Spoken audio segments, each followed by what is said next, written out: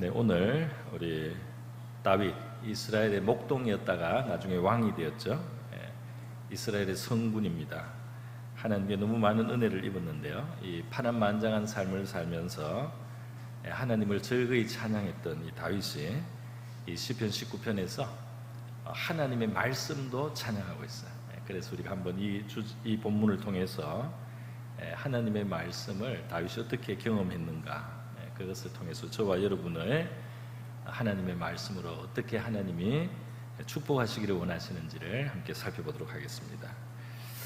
먼저 오늘 말씀을 보면은 이제 다윗이 처음에는 이 하늘에 있는 해를 찬송을 해요. 해가 이렇게 하늘 이 끝에서 나와서 저 끝까지 운행한다 그랬어요. 아침에 이 깜깜하던, 그죠? 또 이 다윗이 살던 이스라엘은 밤이 어둡기도 하지만은 춥습니다. 그런데 그 건조한 지역이라서요. 밤에는 추워요. 그런데 이제 해가 나오면은 그 온기, 여기 열기라고 했는데 온기죠. 온기에서 사람들이 정말 그 아침을 환영하는 거예요. 그리고 또 이것이 환해져서 날이 환해지지 않습니까? 그래서 너무 그 해가 뜬 것이 너무 좋아서 5절에 보면은 해는 그 신방에서 나오는 신랑과 같다. 그 길을 달리기를 기뻐하는 장사와 같다. 너무 이제 이 해를 좋게 표현했어요. 그런데 이 해를 주신 하나님을 찬양하다가 이제 7절부터 이 14절 끝절까지는 하나님의 말씀, 하나님의 율법을 찬양합니다. 그런데 이게 하나님이 그 하나님의 백성들에게 주신 그 율법, 혹은 다른 이름으로 하면 여기 지금 여호와의 증거라는 표현으로 이 이름을 좀 바꿨어요. 또 뒤에 가면 교훈이라고, 여호와의 교훈이라고도 하고, 또 여호와의 계명이라고도 하고, 여호와를 경외하는 도, 여호와의 법, 여러 가지 이름을 바꿔가면서 이제 하나님의 말씀을 이렇게 이제 아주 좋게, 말씀이 얼마나 우리에게 자기에게 유익했는지를 이제 다윗이 고백을 이제 하고 있습니다. 우리가 다윗의 삶이 평탄치 않았지만은 아주 어려운 시간도 많이 보내고 이랬는데요. 그가 하나님의 말씀에서 얼마나 힘을 얻고, 얼마나 지혜를 얻고, 그리고 하나님의 말씀을 통해서 자기가 바른 하나님과의 관계, 바른 신앙생활을 할 수가 있었고, 그래서 자기의 기도와 자기의 삶을 하나님이 기쁘게 받아주시고, 또 하나님이 자기에게 응답해 주셨다는 이러한 고백으로 이 내용이 흘러가고 있습니다. 그래서 오늘 저는 다윗이 하나님의 말씀에서 어떤 유익을 얻었는지 한번 함께 살펴보려고 합니다. 먼저 첫 번째로는 우리 7절에서 나오는 것처럼 우리 하나님 여호와의 율법은 완전해서 영혼을 소성시킨다 그랬어요. 영혼을 살려준다. 이 시들어가던 거, 이 지치고 맥이 빠지고, 이 시들시들한 거, 이 말라 죽어가는 거, 이것을 말라 비틀어가던 것에게 힘이 되고, 이게 이제 에너지가 들어오고, 그래서 이게 푸릇푸릇하게 살아나는 거, 이게 영혼을 소성시키는 거라고 할 수가 있겠습니다. 다윗의 시편 23편에게 유명한 다윗의 시편, 여호와는 나의 목자시니 내게 부족함이 없다는 그 시에도 내 영혼을 소성시키시고 내 영혼을 살려주신다 이 말이에요. 그런데 이 말은 조금만 생각해 보면 알 수 있습니다. 영혼이 지쳤었구나, 영혼이 피곤했었구나, 영혼이 굉장히 공고했었구나, 어떨 때는 영혼이 기진맥진했었구나, 이제는 정말 도저히 힘이 없다, 도저히 일어설 수 없다 하는 그런 순간이 이 사람에게 있었다는 거, 그거를 우리가 알게 됩니다. 그런데 여러분, 다윗 생애가 이 구약 성경의 사무엘 상하에 나왔는데요. 우리가 그 내용을 읽다 보면 다윗이 왜 이런 고백을 하는지가 충분히 이해가 돼요. 왜냐하면 이 사람의 삶에는 아주 그 험난한 일들이라든지 마음 상하는 일들, 그리고 마음 아픈 일들, 이런 게 참 많았습니다. 그래서 힘든 인생길을 살았거든요. 특히 자기를 싫어하고 미워하는 사람도 있었어요. 그리고 자기를 죽이려고 쫓아다니는 사울왕이 있었습니다. 또 사울왕에게 잘 보이려고 자기를 자꾸 고발하는 사람들이 있었어요. 여기 다윗이 숨어 있습니다. 잡아가세요. 여기 다윗이 있습니다. 와서 죽이세요. 이렇게 자기를 미워하는 사람들이 있었어요. 또 다윗은 진짜 자기 나라에 살 수가 없어요. 도저히 왕이 자기를 자꾸 적으로 여겨, 왕이 자기를 라이벌로 여겨서 그렇게 추적하고 죽이고 없애려고 하니까 다윗은 이 객지로 다른 나라, 이웃 나라 모압이나 블레셋 같은 다른 주변 나라로 가서도 좀 거기서 어떻게 좀 살아보려고 애를 썼는데요, 거기서도 어려움이 있어요. 거기서도 어려움을 당해서 또 다시 돌아와야 되고 그랬습니다. 이런 삶을 살았거든요. 왕이 되기 전까지. 왕이 되고 난 뒤에도 물론 또 어려운 문제들을 해결해야 될 그런 순간도 있었습니다만은, 어쨌든 이 사람은 원래는 목동이었는데, 그래서 처음에는 그 사자나 곰, 늑대, 이리 이런 것을 이제 이겨내야 됐고요. 다윗의 삶 속에는 가족에게서도 어려움이 있었어요.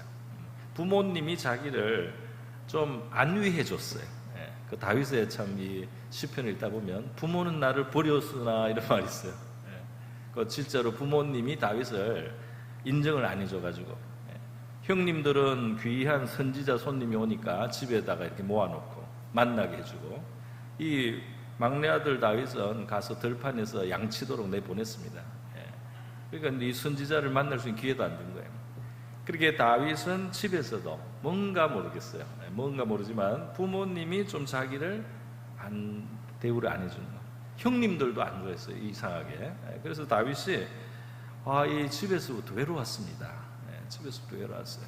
그리고 다윗은 나중에 이제 우연히 그 형님들 전쟁하는데 이 아버지 신부를 갖다가 그 이스라엘하고 싸우고 있는 블레셋 나라의 장군을 다윗이 이 물맷돌을 던져가지고 쓰러뜨렸어요. 공을 세워가지고 이제 왕의 신하가 되긴 한데, 왕의 용사가 되는데 전쟁을 해야 돼. 계속 그때는 전쟁이 일상사입니다. 때만 되면 전쟁을 한 번씩 전투를 해야 되는 거예요. 전쟁터를 다니니까 늘 생명의 위험도 있고, 아주 힘들고 피곤한 시간이 많지 않았겠습니까? 그리고 또 자기가 도움을 베풀어 줬는데도 배은망덕한 사람들이 있었어요. 자기가 막 자기도 힘든데 막 도와줬거든요. 그 블레셋에 약탈당한 걸 억지로 가서 도와줬는데 그 사람들은 다윗을 사울왕에게 넘겨서 자기들이 보신하려고 다윗을 넘기려고 다윗이 그곳에서 물러난 적도 있습니다.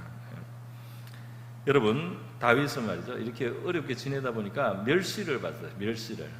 그래서 사무엘상에 보면은 이 참 천대를 하고요, 진짜 무시하고 이런 말들에서 너무 이 마음에 상처가 돼가 화가 나가지고 한번 칼을 차고 한번 싸우려고 가려고 하다가 그만둔 적도 있습니다. 그런 다윗의 삶을 우리가 생각해 볼 수가 있어요. 사무엘상 22장에 보면 이 다윗이 왕을 피해서 이제 이게 멀리 갔을 때 이제 주변에서 이 다윗에 대해서 좋은 또 이야기가 있거든요. 하나님이 저 사람을 막 기름 부어줬다라든지 아주 그 덕이 있었어요. 그래서 사람들이 주변에 몰려왔는데요, 같이 살게 됐습니다. 근데 이 몰려온 사람들이 어떤 뭐라고 할까요? 이 좀 정상적으로 평안하게 살던 사람들이 아니에요. 그걸 보니까 어떤 사람입니까? 이 환난당한 사람들, 어려움에 시달리던 사람, 또 빚을 져서 막 주달리던 사람들이에요. 또 마음에 원통한 일이 있는데 풀 길이 없는 사람들, 이런 사람들이 모여와서 다윗 그늘 아래서 좀 우리 받아달라 이래가지고 그들의 지도자가 된 겁니다. 400명이나 됐어요.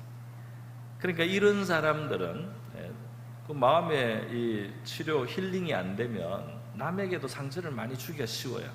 그죠? 자기가 이 쓴 잔을 마시고 쓴 고통을 당하고 상처받고 이렇게 눌리고 찢긴 사람들은 다른 사람에게 자기가 힐링이 되면 좋은데, 힐링이 되면은 오히려 더 다른 사람에게 도움이 되고 굉장히 좋은 역할을 할 수 있죠. 그 다른 사람, 상한 사람들을 많이 도와줄 수 있어요. 그러나 힐링이 되기 전에는 이 환난당하고 원통하고 억울한 일 당하고 이런 사람들은 그게 가시가 돼가지고 다른 사람을 찌르거든요. 다른 사람에게 고통을 줄 경우가 많습니다. 그런 사람들을 다윗이 같이 살았어요. 그렇기 때문에 다윗이 그 살 때 참 어디에서도 이 평안하지는 않았어요. 어려움이 많았지만은 다윗은 하나님께 소망을 두고 하나님을 의지하면서 살았습니다. 그래서 때로는 영혼이 이제 지칠 때가 있어요. 이제 도저히 못 살겠다. 이제 한 걸음도 못 가겠다. 영혼이 이제 다 메말른 것 같다. 이런 시간이 있었는데 이제 그럴 때 이상하게 하나님께서 다윗에게 하나님의 말씀을 떠오르게 하고 하나님의 말씀이 들려지기도 하고 하나님의 말씀이 생각나고 또 누가 말씀을 전해주기도 하고 이게 말씀을 듣다 보면 힘이 생깁니다. 할렐루야. 하나님의 말씀이 우리 신약 성경에도 하나님 말씀은 우리에게 안위를 준다 그랬어요. 위로를 받아요. 하나님 말씀을 대하다 보면 소망도 생깁니다. 할렐루야.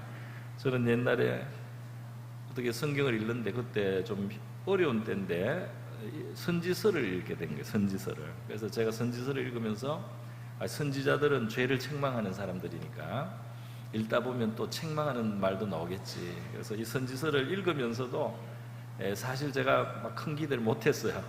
그 책망 나오면 어떻게 또 회개해야지 이렇게 생각하고 이제 선지서를 읽는데요.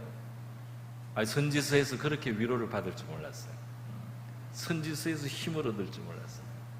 선지서가 나에게 희망을 줘요. 할렐루야. 하나님의 사랑과 은혜를 선지서를 읽다가도 받은 거예요. 그래서 여러분, 저와 여러분이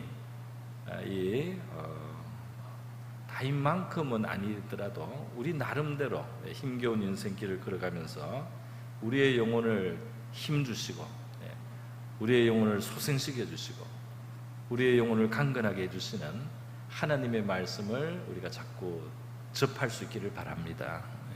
그래서 하나님의 말씀을 이렇게 예배에 와서 듣기도 하고 오전 예배도 있지만 또 오후 예배도 있잖아요. 제가 작년 안식월에 이제 외부 교회 2달 동안 제가 안식월을 가졌기 때문에 외부 교회를 다닐 수가 있었어요. 그런데 외부 교회를 처음에 몇 주는 이제 오전 예배만 드린 그런 상황도 있었어요. 그러다가 나중에 좀 허전해서 오후 예배도 이제 또 드렸는데요. 이게 큰 차이가 나요. 그래서 오후 예배까지 드린 날은 이 주일날 오후 예배를 마치면 이 마음이 꽉 차는 느낌, 이 마음의 힘이 가득 찬 느낌. 할렐루야.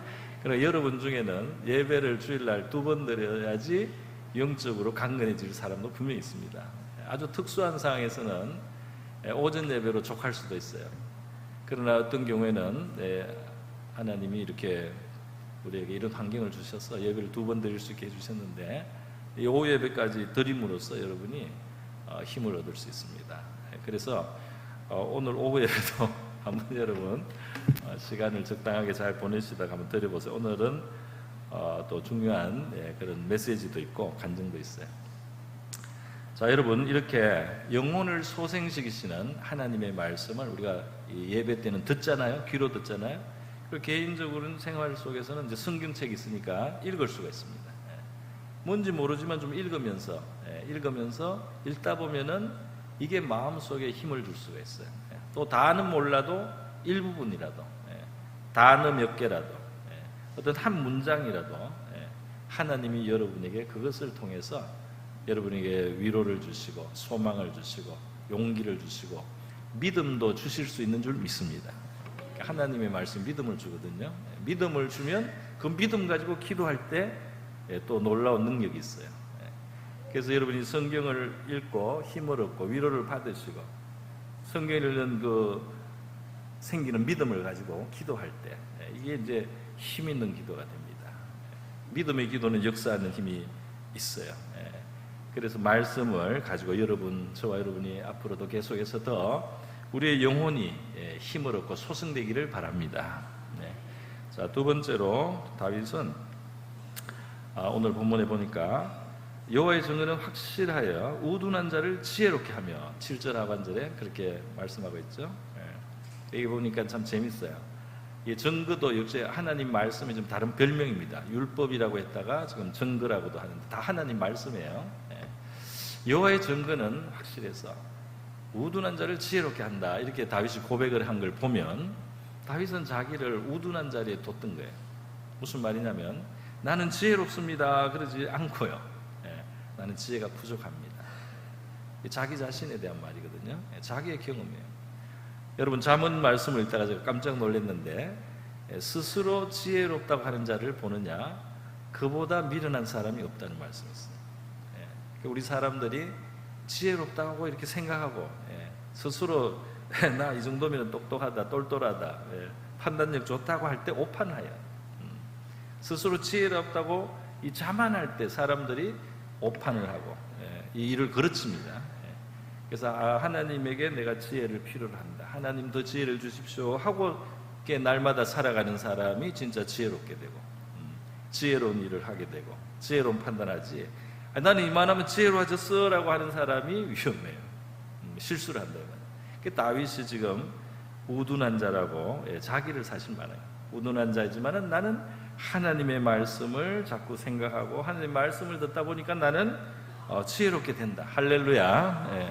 저와 여러분도 여기 우리 중에 스스로 지혜롭다고 생각하는 사람 있습니까? 한번 손 들어보세요. 아무도 안 드네요. 됐네요. 지혜롭다고 생각할 때 오판을 해요. 나에게는 지혜가 부족하다. 하나님의 지혜를 구합니다. 여러분 지혜는 사실 구해도 받아요. 그죠? 지혜가 부족한 사람은 하나님께 구하라. 많이 주신다는 거예요. 하나님은 지혜롭게 살기를 원하시는 줄 믿습니다. 지혜가 능력이잖아요. 그죠? 판단을 잘하고 좋은 선택을 하고 그리고 그 적당한 그 방법을 통해서 뭔가를 이렇게 이루어가야 되잖아요. 그 지혜가 다 필요한데 하나님이 지혜의 원천이세요. 그래서 하나님께 지혜를 달라고도 우리가 기도하지만은 하나님의 말씀을 접하다 보면 거기에 지혜의 교훈이 우리에게 자꾸 있어서 우리에게 깨우침을 줍니다. 그래서 우리가 어리석었던 부분들을 깨닫고 이것이 맞구나. 하나님 말씀을 자꾸 듣고 감화를 받다 보면 지혜가 생긴다 이 말이에요. 우리 디모데후서 3장 보면은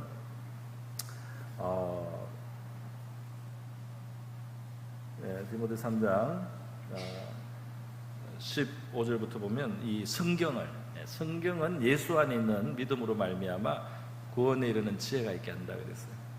이 성경을 우리가 접하다 보면은 이 믿음도 생기고 지혜가 생깁니다. 할렐루야. 그 영혼도 구원받을 뿐 아니라 저는 영혼의 구원 안에는 삶의 구원이 포함된다고 믿어요. 그래서 우리의 삶 속에도 우리가 해결해야 될 문제가 있고 우리가 극복하지 못할 것 같은 그런 상황도 있지만은 하나님이 주시는 지혜를 받으면 그것을 이기게 되고 우리의 삶이 구제받는다. 할렐루야. 그래서 하나님의 말씀에서 우리가 지혜를 얻어야 됩니다.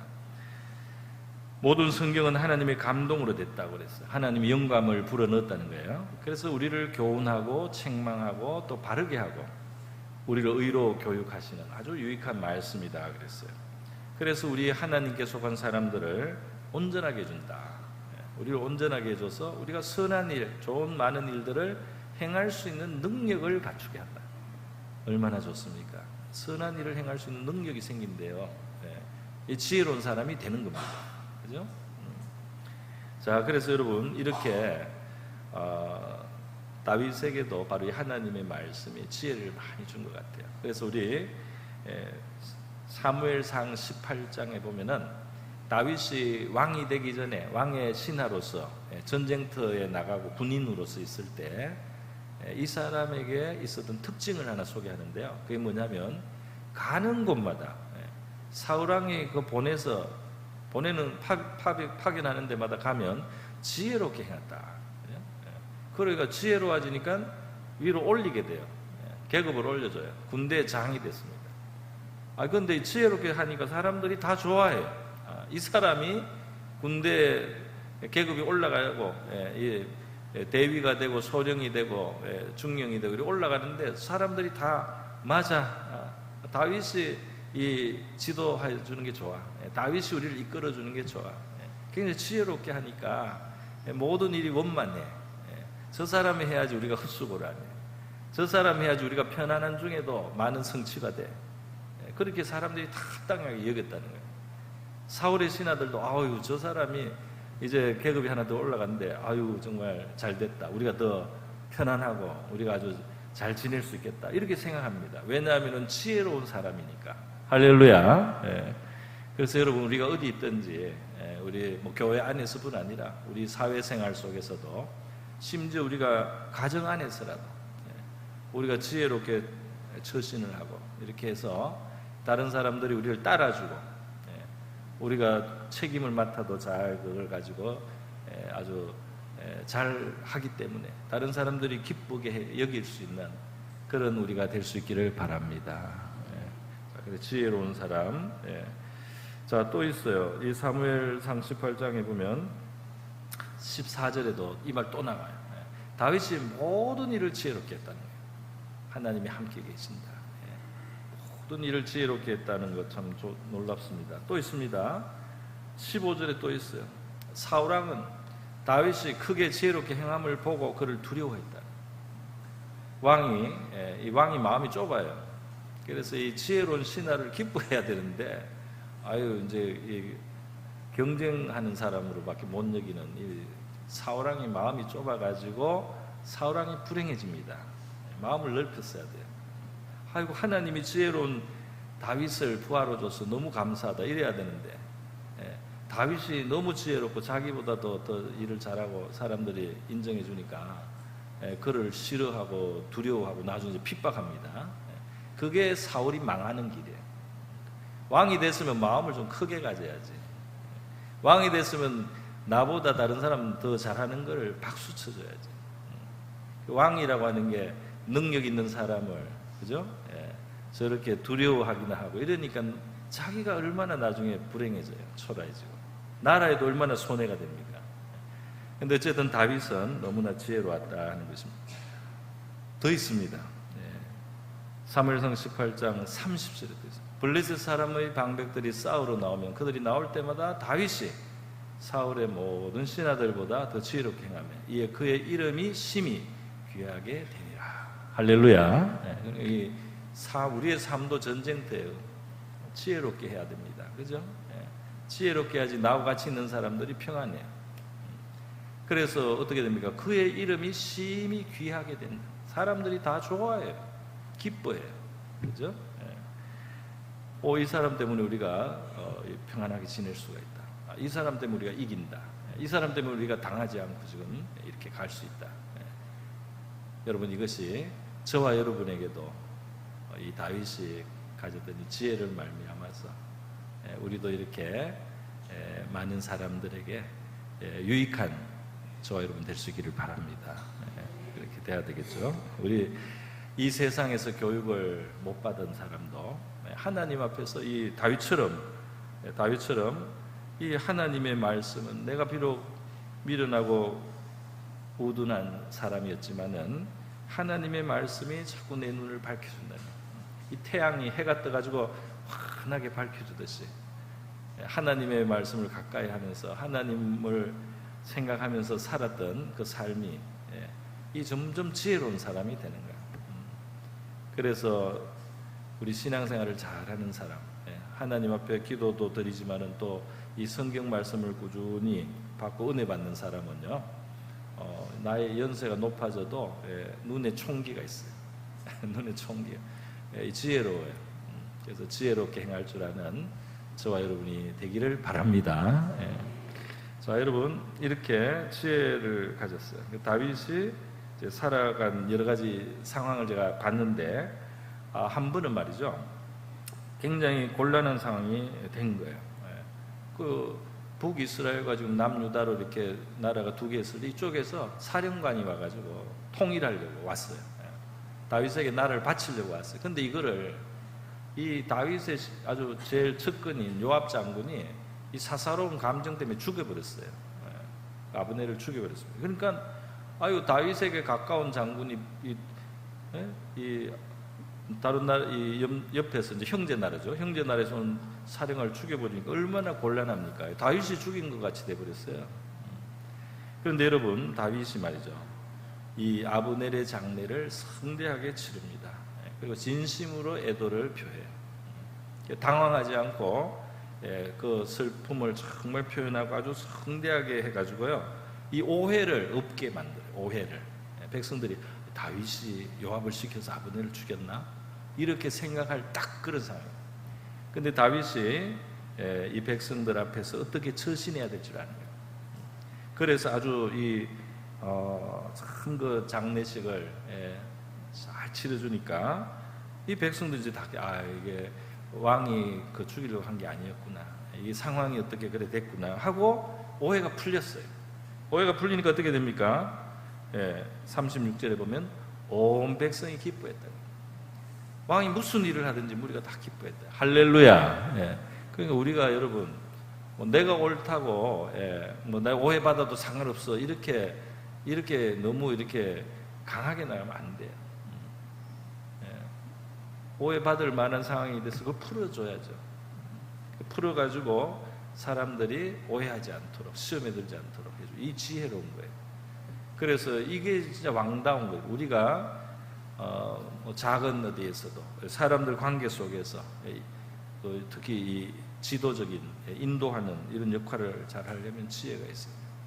그래서 이 다윗이 그렇게 백성들에게 불필요한 오해를 사지 않는 이런 지혜를 가지고 이렇게 잘 처신했다는 걸 볼 수 있습니다.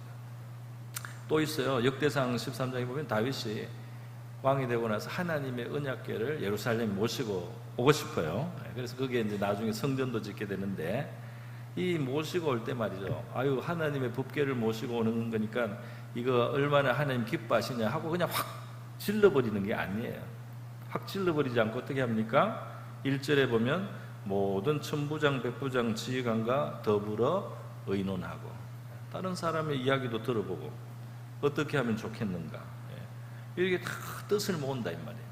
그래서 온 백성이 뜻을 모아서 이렇게 하고 과정은 이렇게 하고 이렇게 준비를 하고 이렇게 같이 의논을 탁 하니까 한 마음이 돼가지고 이 언약궤를 모셔오게 된다 이 말이에요. 그래서 3절에 보면은 우리가 우리 하나님의 궤를 우리에게로 옮겨오자 사올 때는 우리가 하나님께 묻지 않았다 그랬던데요. 그러면서 이제 그걸 모셔오면서 이 모셔오는 목적과 이유도 잘 설명해 줬어요. 그랬더니 4절에 백성의 눈이 이를 좋게 여김으로 온 백성이 그대로 행하겠다 한지라. 다른 사람들도 좋습니다, 우리도 그렇게 합시다, 이렇게 된 거예요. 그러니까 여러분, 이 지혜가 있기 때문에 다윗의 왕국이 평안하고 다윗의 왕국이 하나님 뜻이 이루어진다 이 말이에요. 안 그러고 이것도 옳은 일이고 이거는 맞는 거니까 내 따라와 무조건, 이거는 옳은 일인데 왜 안 따라와, 이런 식으로 일을 하지 않는 지혜가 다윗에게 있어요. 그래서 다른 사람에게도 다 동기를 가질 수 있게 해주고 같이 또 지혜를 모아주고 이렇게 하면서 하니까 평안하고 나라가 흥하고 하나님이 축복하는 은혜로운 우리 이스라엘이 된 줄로 믿습니다. 저와 여러분도 그렇게 살아가야 된다 이 말이에요. 지혜를 받아 하나님께 지혜를 받고 성경을 통해서도 자꾸 깨달아서 지혜를 가져서. 자, 역대상 29장에도 있습니다. 이제 성전을 지으려고 하는데요. 성전을 지으려고 하는데 다윗이 먼저 자기가 전쟁을 통해서 얻은 전리품이 너무 많기 때문에 일단 좀 자기가 가진 게 많아요. 금, 은, 보석이 많아요. 그래서 그것을 먼저 백성들 앞에서 드립니다. 그걸 먼저 드려요. 많이 드렸어요. 그리고 이 성전의 의의를 잘 또 이야기해 줬어요. 백성들과 함께 이야기하니까 백성들의 또 지도자들도 좋게 생각하는 거예요. 그래서 모든 지도자들, 천부장, 백부장, 왕의 사무관도 또 기쁘게 하나님께 나도 하나님의 이 성전 짓는데 기여하고 싶습니다 하고 이 중간에 있는 지도자들도 또 다 기쁘게 하나님께 바쳤다는 거예요.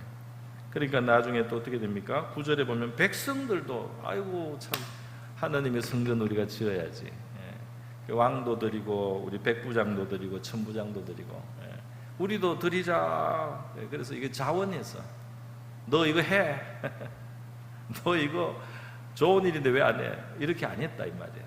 그렇게 하지 않고 솔선해서 먼저 성의를 다해서 하나님께 드리고 그걸 본 또 사람들이 또 따라하고 또 그걸 본 사람들이 또 따라하고 이렇게 해서 기뻐했다는 거예요. 할렐루야. 우리가 지혜롭게 하나님께 지혜를 받아서 행하면 주변이 기뻐하는 줄로 믿습니다. 기뻐하고 성심으로 드리고 자기도 또 기뻤다고 말씀하고 있습니다. 그렇게 여러분 우리 하나님의 말씀에서 저와 여러분 지혜를 얻을 수 있기를 바랍니다. 다윗의 본이 벌써 하나님의 말씀을 가르쳐 주는 거잖아요, 그죠? 다윗을 봐라 하고 하나님 우리한테 알려주는 거예요. 이렇게 하는 게 지혜로운 거다 하고 성경이 우리한테 알려준다 이 말이에요. 자, 여러분, 지혜를 얻을 뿐 아니라 더 있습니다. 이제 중간에 너무 많아서 제가 점프를 해서 뒤로 갑니다. 뒤로 가서 13절에 12절부터 자기의 허물을 능히 깨달을 자 누구리요 나를 숨은 허물에서 벗어나게 하소서. 이제 이 자기 죄를 깨닫는 문제와 관계돼요.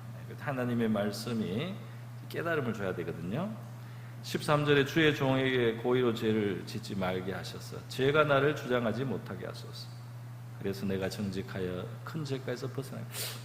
야, 사람이 이 죄가 회개할수록 형통해요. 회개할수록 하나님하고 가까워져요. 뒤에 가면은 14절에 나의 반석 구속자이신 여호와 하나님 그랬잖아요. 내 입의 말과 마음의 묵상이 우리 하나님 앞에 연락되기를 원한다 그랬어요. 왜냐하면은 죄를 깨달아서 이렇게 회개를 잘 하면은 내 마음이 하나님 보시기에 좋은 마음이 되네. 그러면 내가 생각하는 거, 내가 말하는 게 다 하나님 앞에 보시기에 좋은 게 돼요.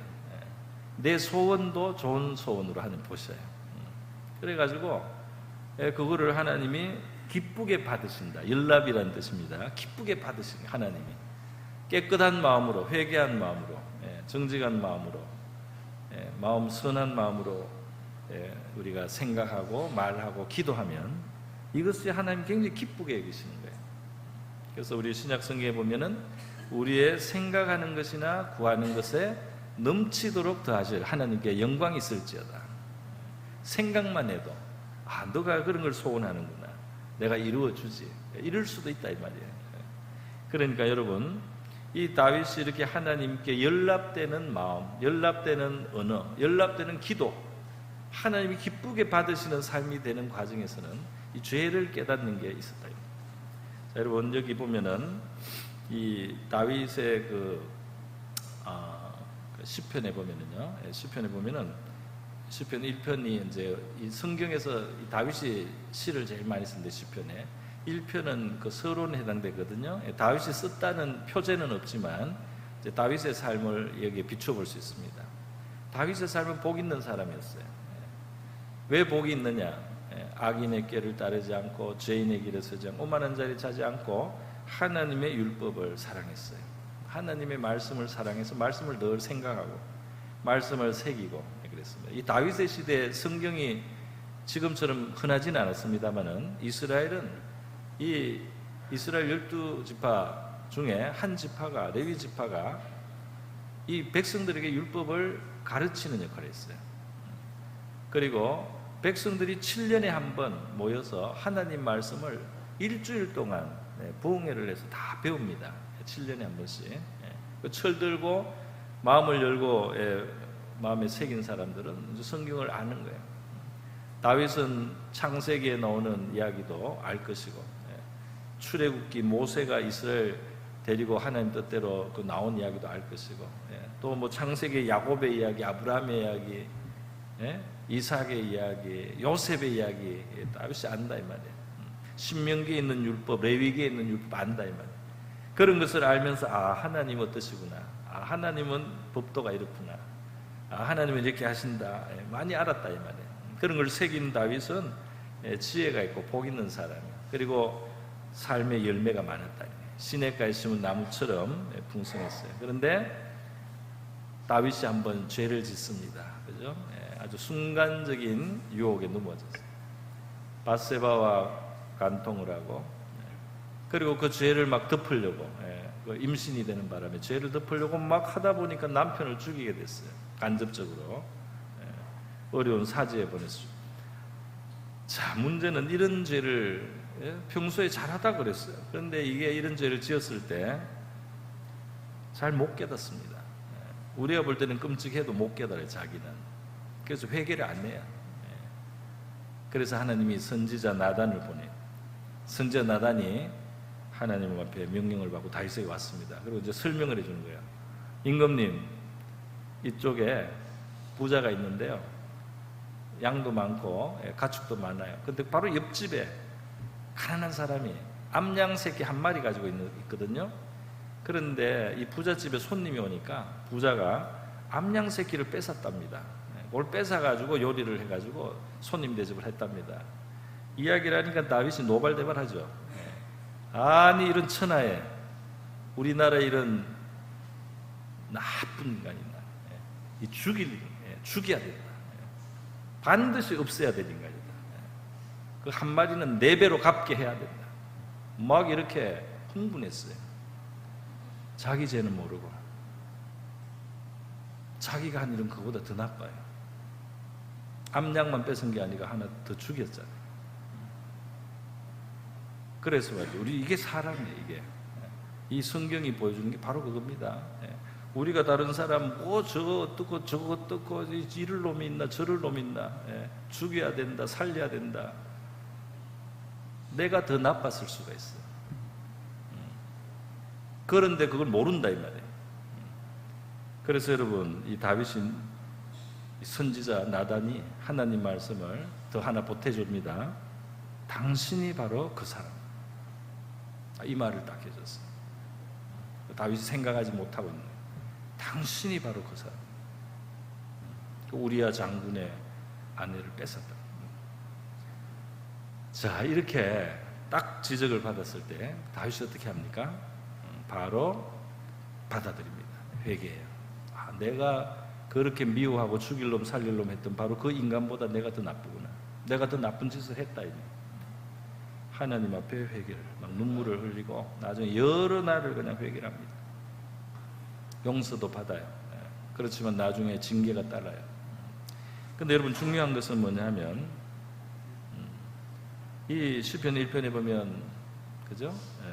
복 있는 사람은 악인의 길을 따르지 않고 죄인의 길에 서지 않아야 되는데 다윗이 순간 어느 부식간에 그냥 죄인의 길에 들어선 겁니다.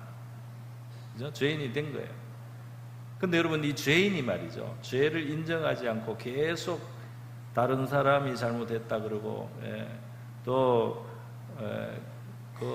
암양새끼 뺏은 자를 막 죽이라고 하고 이렇게 하면 오만한 자가 되는 거예요. 죄인이 오만한 자가 되면은 상당히 곤란합니다.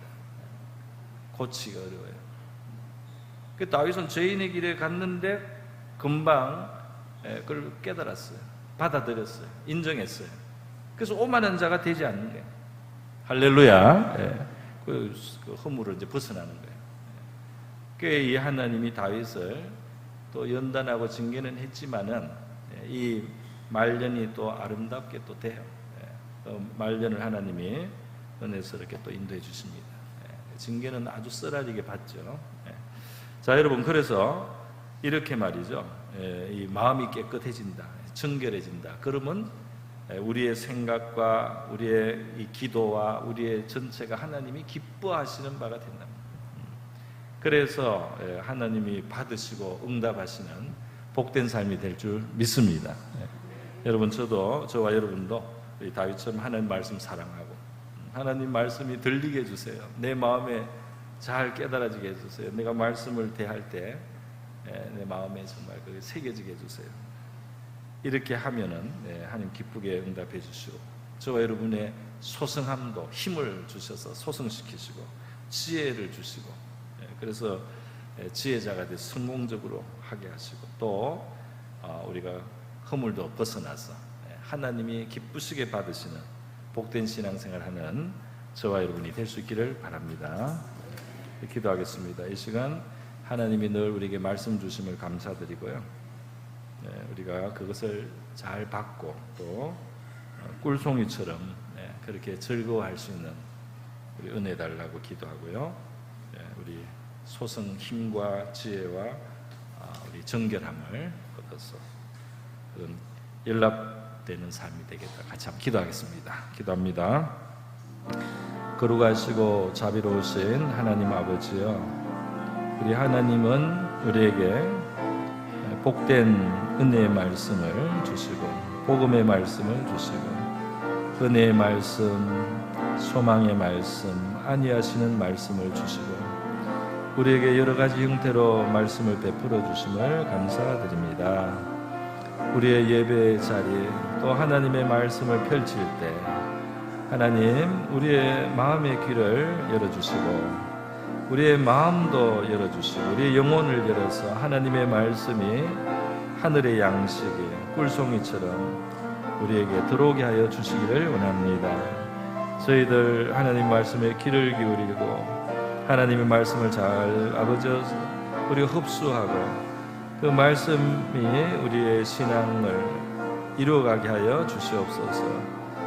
다윗처럼 저희들의 지친 영혼은 소성함을 받고 힘을 얻게 하시고 저희들의 우둔함을 벗어서 지혜와 명철과 현명한 아버지의 삶을 살게 하시고 하나님 우리의 마음을 정결하게 해주시고 숨은 우물에서 깨닫게 하시고 혹시 죄를 범하였더라도 오만한 자리로 가지 않도록 주님 도와주시고 하나님 앞에 우리의 모든 생각이 우리의 소원이 우리의 기도가 우리의 삶이 연락되고 기쁘시게 받아서 하나님이 응답하시는 놀라운 삶이 되게 하여 주시기를 원합니다. 하나님 우리에게 하나님이 기뻐하시며 응답하시는 하나님 바로 그런 믿음의 생활이 되기를 원합니다. 우리의 소원도 하나님이 귀하게 보시고 응답해 주시고 하나님께서 승치하시고 이루어 주시는 그런 믿음의 삶이 되게 하여 주시옵소서. 할렐루야. 감사합니다. 우리 성도들에게 하나님 말씀을 접할 수 있는 좋은 아버지여 그러한 일들이 이루어지게 하여 주시옵소서. 거룩하시고 자비로우신 하나님 아버지, 우리 하나님의 복되고 선하신 귀한 말씀들 우리에게 늘 가까이 열어주시고 들려주시고 또 그 말씀을 접할 수 있게 하심을 감사드립니다. 우리 하나님의 말씀을 향하여 우리의 귀가 열리게 하여 주시옵소서. 우리의 마음이 활짝 열려서 하나님의 말씀이 꿀송이처럼 우리에게 들어오게 하여 주시옵소서. 하나님의 말씀이 우리가 귀 기울이며 또 읽거나 묵상하거나 접할 때 다윗이 그랬듯이 우리의 지친 영혼도 소성함을 입고 새 힘을 얻고 일어나는 하나님 그러한 은혜 있기를 바라고 우리의 우둔한 마음이 지혜를 얻어서 아버지 성공적인 삶을 살게 하시고 우리의 또 정결한 마음을 얻게 되므로 하나님 앞에 우리의 모든 생각과 묵상과 기도와 삶이 기쁘시게 받으신 바가 되는 복된 신앙생활 되게 하여 주시옵소서. 고모신 예수님의 귀하신 이름으로 기도드립니다. 아멘.